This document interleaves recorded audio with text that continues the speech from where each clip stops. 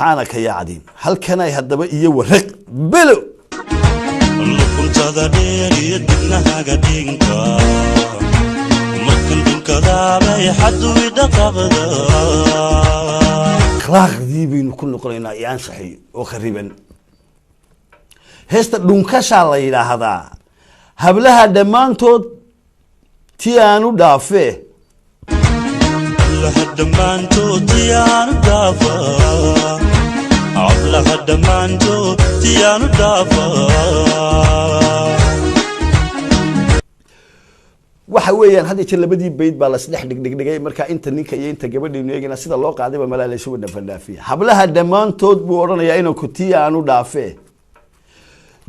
intiina kale soo qaadayna dhulka meel lagu baadlo dhirta ay ku badan tahay indhihii ku dheehdaa qalbiga uga dhigantay hablaha dhamaantood tiyaanu dhaafay dhulka meel lagu baadlo dhirta ay ku badan tahay indhihii ku dheehdaa indhihii ku dheehdiyo qalbigaad uga dhigan tahay subhanaka ya cadiim hal kana hadaba iyo waraq belo allah yaay كنت ذا يدنا قدينكا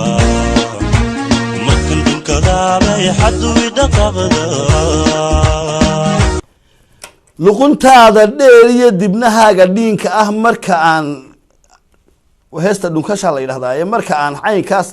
حادو إدقاقدا الله ياي ديوا ولا عستني وأيديو وحويان ظاهر يا شمس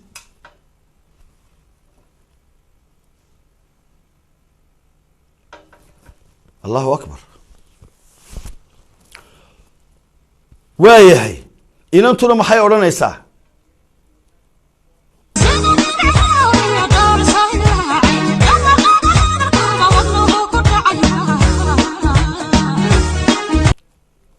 daayihi ya araga dabku jeclaado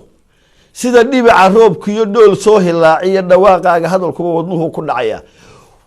labada qalcadood hore iyo labadii qalcadood hore inaan kuba aad bay u qurux badan yihiin maansa ahaan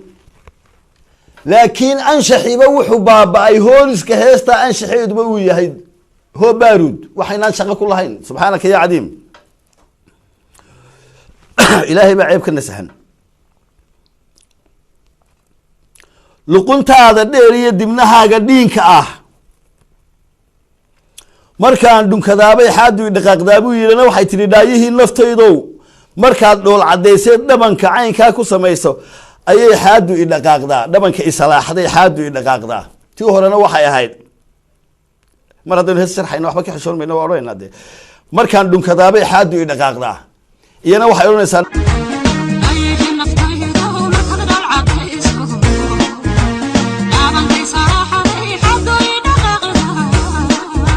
ayihii naftaydow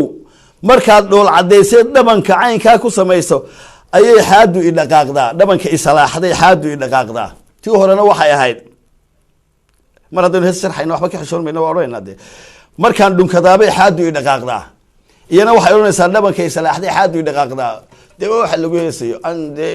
sharaxaad badan oo kale u sii gelimayno tan laakiin